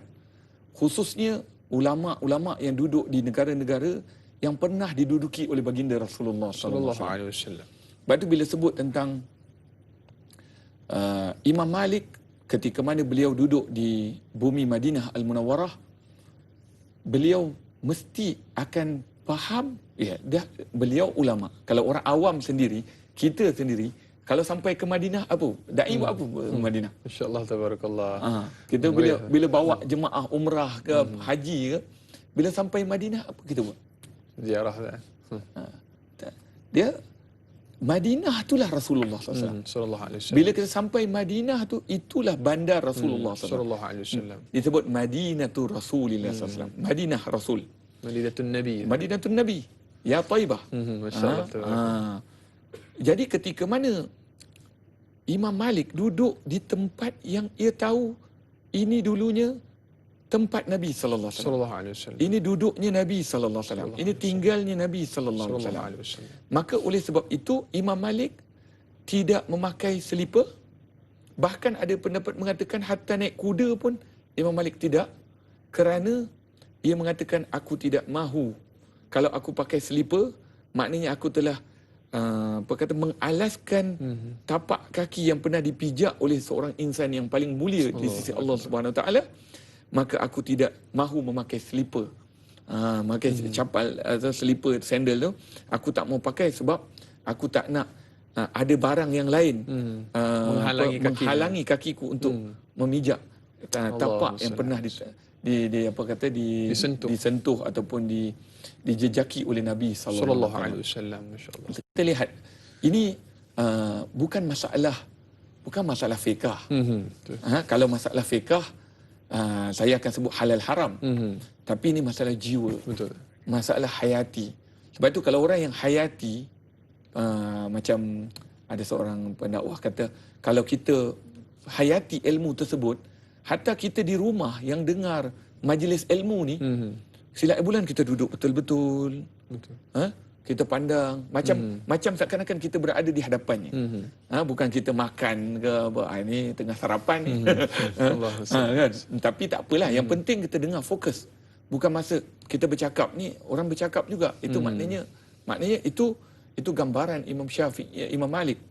Dan satu lagi, ni kita part-part ni kita sebut kisah-kisah. Bagaimana Imam Syafi'i dengan Imam Malik, gurunya. Imam Malik, dia ada memegang pendapat rezeki ini datang daripada Allah Subhanahu Wa Taala. Walaupun diusahakan tapi tetap daripada Allah Subhanahu Wa Taala. Maknanya kat sini nak ceritakan paling mudah kata, rezeki ini datang daripada Allah. Betul. Yang Imam Syafi'i kata kepada gurunya, maknanya kat sini je dia dah berbeza pendapat.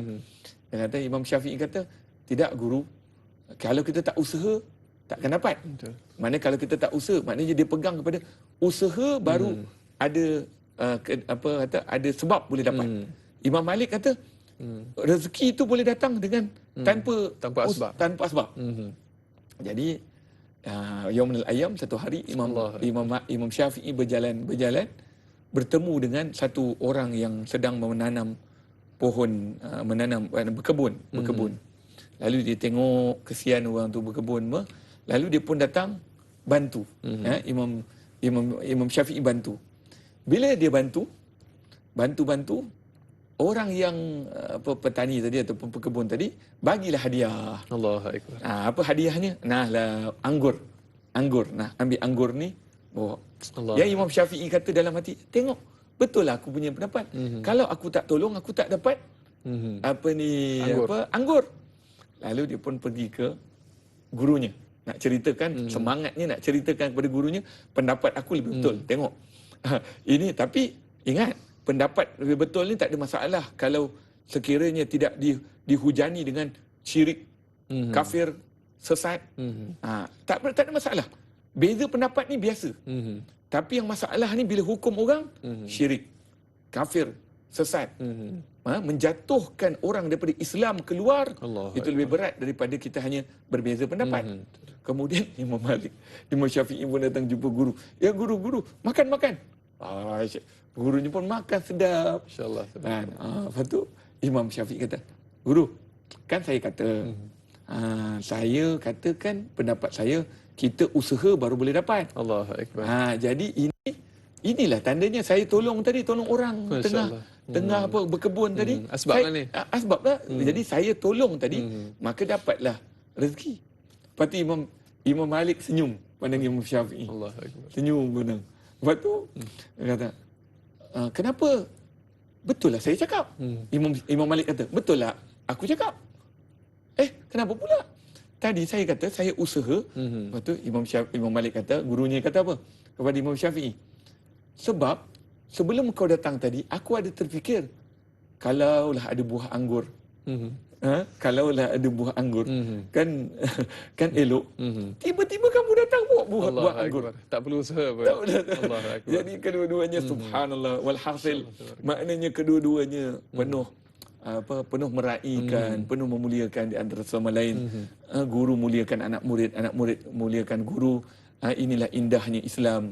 Apabila kita ada saling meraihkan. Allahu akbar. Inilah satu adab yang perlu sama-sama kita jaga. Tidak perlu kita berbalah jika ada perselisihan pendapat. Kalau betul dapat 2, salah dapat 1 saya. Kalau saya salah tak perlu betulkan. Dan insya-Allah banyak lagi yang akan kita bicarakan tentang sirah Imam Malik rahimahullah. Kita nak berehat seketika, biasakan kehidupan normal baharu dakwah. Dan yang Ustaz sampaikan, biar tahu jangan keliru, kembali bergabung selepas ini.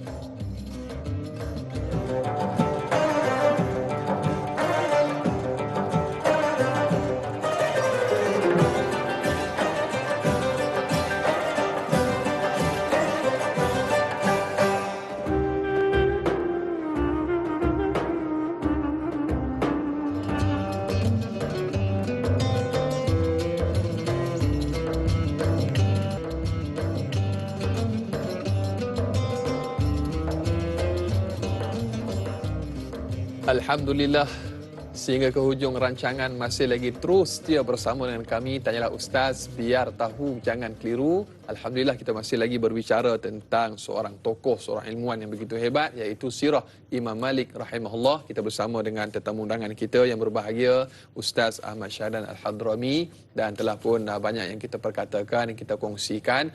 Mudah-mudahan apa yang kita dengar dapat kita sama-sama manfaatkan dan juga amalkan dalam kehidupan kita.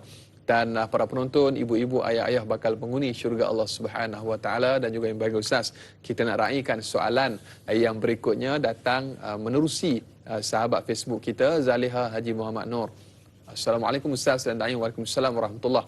Soalannya Ustaz, Imam Malik rahimahullah tidak pernah mensia-siakan masanya. Bahkan beliau berkata, aku tidak pernah duduk bersama orang yang kurang bijak walaupun sekali. Apakah hikmah di sebalik kata-kata dan perbuatan ini? Mohon pencerahan daripada Ustaz. Terima kasih Ustaz dan Da'i dari Kampung Setangi JB, Johor Bahru Ustaz.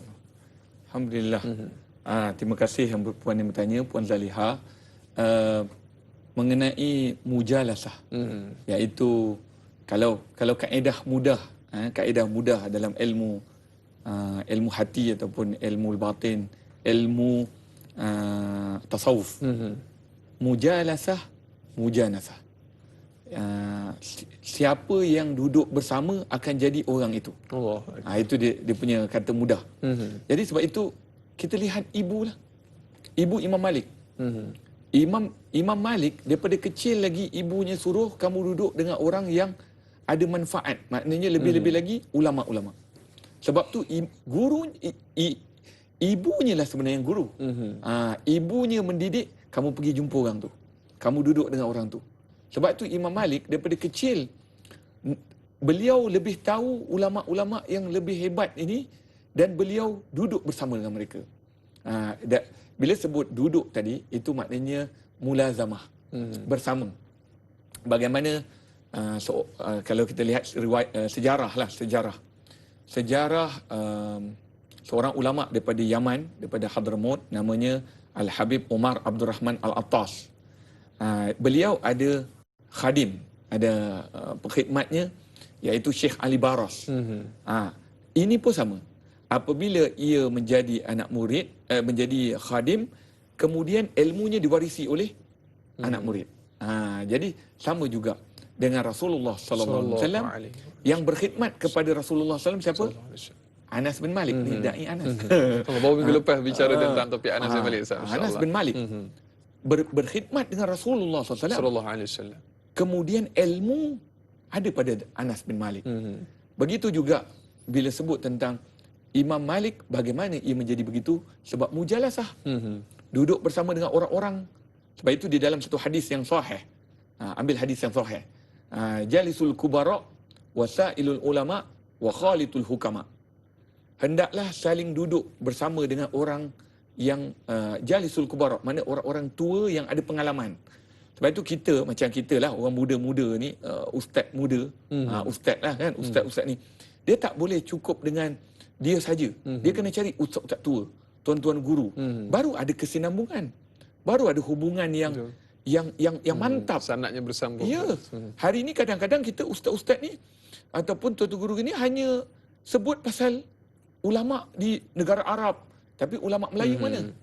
Kan? Jadi ataupun sejarah ulama Melayu mana? Ulama alam Melayu. Jadi bila kita sebut tentang Imam Malik ni memang daripada kecil maknya ajar begitu. Jadi akhirnya sebab itulah beliau ni dah biasa dengan orang-orang tua, dengan ulama, jalisul kubar, wasailul ulama, dan bertanya kepada para alim ulama. Tanyalah ustaz. Ini satu segmen. Tanya, segmen boleh bertanya. Boleh bertanya kepada insya-Allah, mudah-mudahan menjadi hakikat kita berkongsi ilmu tentang orang yang besar, iaitu Imam Malik radhiyallahu anhu, wa khalitul hukama, dan bercampur dengan ahli cendekiawan. Maka akan lahirlah zuriat-zuriat orang-orang yang hebat. Begitulah lahirnya Imam Malik rahimahullah ta'ala anhu, sehingga kan Imam Malik juga mempunyai tokoh-tokoh ilmuwan yang menyambung kepada ilmu Imam Malik. Di antaranya Abul Walid Al-Baji, iaitu seorang yang berasal daripada Andalusia, Spanyol. kemudian mengajarkan ilmu ataupun menyampaikan ilmu kepada orang Sepanyol. Dan kalau kita lihat di Mesir, iaitu zaman Sultan Salahuddin Al-Ayyubi, zaman Sultan Salahuddin Al-Ayyubi ada menyiapkan ataupun menyediakan tempat markas pusat penyebaran mazhab Maliki. Maka ini semua adalah orang-orang yang berkhidmat untuk penyebaran ilmu Imam Maliki, iaitu anak muridnya juga, iaitu Al-Imam Muhyiddin Abu Abdullah Muhammad. Ini juga adalah tokoh. Maka kita lihat ini adalah orang-orang yang menyampaikan ilmu mazhab Maliki sehingga kan tersebar. Tetapi kalau kita lihat mazhab Maliki juga tidak banyak sangat. Yang banyak iaitu Imam Abu Hanifah dan juga Imam Syafi'i paling ramai. Maka ini kita lihat bagaimana pengorbanan ulama-ulama apabila mereka tak tahu siapa sangka fahaman mazhab Maliki tersebar sampai ke Morocco, Maghribi, sampai ke Spanyol, sampai ke Libya. Ini semua fahaman-fahaman mazhab Maliki. Maka kita lihat kalau tidak kerana guru ataupun kalau tidak kerana berkatnya seorang yang mujahadah, maka tidak akan lahir fahaman ataupun pemikiran mazhab seperti ini. Walhasil daripada ketokohan yang cukup hebat daripada Al-Imam Malik rahimahullah, maka lahirlah apa yang kita dapati pada hari ini, masya-Allah tabarakallah. Dan berikutnya Ustaz, kalau boleh kita raikan soalan yang berikutnya daripada sahabat Facebook kita Mujahidah Solehah. Assalamualaikum Ustaz dan Da'i. Waalaikumsalam warahmatullahi. Bagaimanakah Imam Malik rahimahullah di hujung hayatnya? Siapakah keluarga dan pewaris Imam Malik? Bagaimanakah cara untuk kita menjadikan Imam Malik rahimahullah sebagai role model ataupun panduan ataupun ikutan kita buat kita semua, Ustaz? Syukran. Allahu akbar. Bismillahirrahmanirrahim. Alhamdulillahirabbil alamin. Allahumma shalli ala sayyidina Muhammad. Terima kasih saudari Mujahidah yang bertanya kepada kita pada pagi ini mengenai Imam Malik radhiyallahu anhu setelah ia dicambuk ataupun tadi telah dipukul oleh Gubernur Madinah yang zalim itu kerana tidak suka dengan apa pendapatnya ataupun berlawanan dengan pendapatnya, maka ditangkaplah.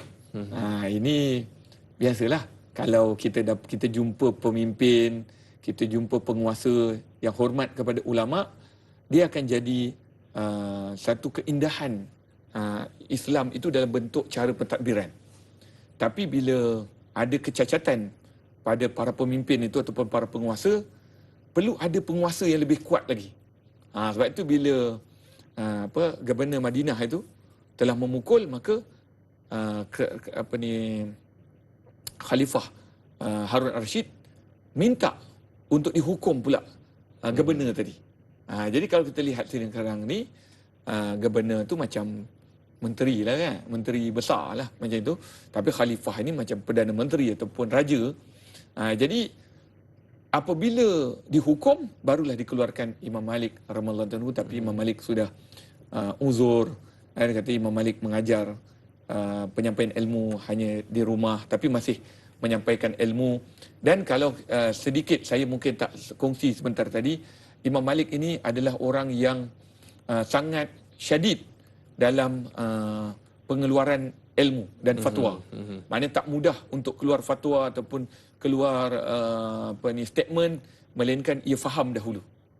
Jadi sebab itu Imam Malik memang begitu. Dan pewarisnya tadi saya dah sebut tokoh-tokoh di dalam mazhab Maliki, iaitu Abdul Walid Al-Baji, ada juga Imam Muhyiddin Abu Abdullah Muhammad. Ini semua dan kitab yang masyhur iaitu kitab Al-Muwatta. Ramai kita, hatta kita pun yang Imam Syafi'i, yang mazhab Syafi'i, kadang-kadang kita belajar juga kitab Muwatta tadi. Kalau kita cuma ini bila sebut role model ni tadi, saya sebut mungkin ada yang kata apa kita tahu Imam Malik ni mazhab Maliki, kita mazhab Syafi'i. Ini susah juga ataupun silap juga. Jangan kita ta'assub kepada mazhab. Sedangkan ini hatta imam-imam mazhab menghormati di antara satu sama lain. Kenapa pula kita fanatik kepada mazhab? Kita kata kita Syafi'i, ini Maliki tak boleh, ini. Tapi kalau kita lihat dalam sejarah ketika di Mekah Al-Mukarramah itu sendiri, di Masjidil Haram itu, Kaabah, di sekeliling Kaabah, ini masa zaman Khalifah lah, zaman Syarif, sebelum zaman Malik Saudiyah. Itu ketika itu semuanya mazhab. Pengajian di sini kan 4 petak. Ini mazhab Maliki, Syafi'i, Hambali, Hanafi, diajar di Mekah Al-Mukarramah. Jadi oleh sebab itu kita lihat orang yang hari ini nak jadikan role model kepada Imam Malik radhiyallahu anhu, ambil dia punya sifat. Sifatnya tegas dalam berhukum. Maknanya tak boleh main sedap-sedap. Macam kita hari ini pun orang send kepada kita apa saja berita, kita pun nak ambil, kita nak forward. Tabayun dulu. Kita tabayun dulu. Dan yang kedua, kita kena belajar betul-betul, sungguh-sungguh. Kalau anak-anak yang belajar di sini, belajar sungguh-sungguh. Kalau belajar hafaz Quran, jangan berhenti di hafaz Quran saja. Belajar pula ilmu hadis, ilmu fiqh. Orang-orang yang belajar tentang mazhab, jangan terus belajar 4 mazhab. Belajar dulu mazhab yang pertama. Kalau kita mazhab Syafi'i, belajar mazhab Syafi'i. Kemudian dah habis satu kitab mazhab Syafi'i, baru belajar mazhab Maliki, mazhab Hanafi. Begitulah cara adab menuntut ilmu. Dan sebagai kita juga orang pendakwah, kalau boleh kita jadi vision yang besar. Betul. Macam mana Imam Malik memikirkan satu hari nanti aku tak terfikir pun raja menuntut ilmu denganku, maka kita pun fikir mudah-mudahan penyampaian kita tadi diterima oleh pihak istana, dan kita semua insya-Allah mudah-mudahan diberkati dan diridai oleh Allah Subhanahu taala pada pagi yang berbahagia ini. Mudah-mudahan Allah Subhanahu taala pandang kita semua dengan kasih sayang dan keredaan Allah Subhanahu wa taala. Amin, insya-Allah. Mudah-mudahan, masya-Allah, tabarakallah, 2 jam kita berlayar dalam lautan samudera ilmu. Mudah-mudahan apa yang kita dengar dapat kita sama-sama manfaatkan dan aplikasikan. Tengok bagaimana hebatnya, walaupun dalam kehebatan diberikan pujian yang pelbagai, tetapi masya-Allah tabarakallah, Imam Malik tetap menyebutkan la adri, aku tak tahu. Masya-Allah tabarakallah, inilah satu akhlak yang penuh tawaduk. Mudah-mudahan kita dapat sama-sama hayati dan amalkan insya-Allah. Dan terakhir, kita minta Ustaz tutup dengan sedikit doa. Mudah-mudahan Allah memberkati kita insya-Allah. Alhamdulillahirabbil alamin. Allahumma salli wa sallim ala sayidina Muhammadin tibbil qulubi dawaiha wa afiyatil abdani wa shifaiha wa nuril absari wa dhiyaiha bi rahmatika ya arhamar rahimin. Ya Allah, ya Tuhan kami, sesungguhnya kami ini hamba-Mu yang kerdil, yang hina di hadapan-Mu ya Allah. Kami mohon kepadamu ya Allah, Amin, ya Allah. Pada pandangan-Mu ya Allah, kami ini kerdil, kami ini pendosa, kami ini pembuat maksiat ya Allah. Tetapi melihat pada pandangan-Mu, Engkau membuka rahmat yang luas. Maka kami mohon kepadamu ya Allah, agar kau turunkan rahmat-Mu kepada seluruh hamba-hamba-Mu, khususnya yang bersama dengan kami pada pagi ini. Amin. Yang mengikuti program pada pagi ini ya Allah. Mudah-mudahan kau rahmati seluruh orang-orang yang berada di hadapan kaca televisyen untuk melihat program ini ya Allah. Kau turunkan rahmat-Mu daripada pagi sampai malam, sehingga esoknya dan berterusannya ya Allah. Kau permudahkan segala urusan hamba-hamba-Mu, khususnya yang berada di negeri dan negara Malaysia ini ya Allah. Angkat segala musibah, malapetaka, bencana, wabak, penyakit yang ada di negeri dan negara ini ya Allah. Engkau saja yang mampu untuk menyelesaikan segala masalah yang berlaku di dunia ini ya Allah. Amin, ya Allah. Maka kami mohon kepadamu ya Allah, peliharalah kami, selamatkanlah kami, lindungilah kami, cintailah kami, redailah kami, rahmatilah kami, seluruh penduduk di muka bumi ini ya Allah. Amin, ya Allah. Dengan berkat kekasih-Mu junjungan besar Nabi Muhammad sallallahu alaihi wasallam, dan berkat para kekasih-Mu, khususnya orang yang kami sebut sebentar tadi, Al-Imam Malik rahimahullah anhu. Mudah-mudahan kau himpunkan kami satu hari nanti bersama dengan mereka. Ya Rabbana atina fid dunya hasanah wa fil akhirati hasanah wa qina azabannar. Amin, Allah. Wa sallallahu alaihi walhamdulillahi rabbil alamin. Amin, amin, ya rabbal alamin. Alhamdulillah, terima kasih kepada Yang Berbahagia Ustaz Ahmad Syahdan Al-Hadrami atas perkongsian yang cukup menarik tentang sirah Imam Malik. Dan esok seperti biasa, Tanyalah Ustaz kembali bersiaran. Para penonton terus menonton pada esok hari. Kita bersama dengan moderator Da'i Lokman dan juga panel Ustaz Ashraf Ayub, Yang Berbahagia Ustaz Ashraf Ayub. Kita berbicara tentang topik tafsir dan taranum surah Al-Ahqaf ayat 17 hingga ayat 20. Jadi terus dia menonton, sebar luaskan, kongsikan. Saudara, jangan mencari yang sempurna. Sempurnakanlah apa yang ada, kerana tidak ada yang sempurna melainkan Allah Subhanahu wa taala. Terima kasih untuk tontonan pada hari ini. Sehingga berjumpa lagi. Assalamualaikum warahmatullahi wabarakatuh.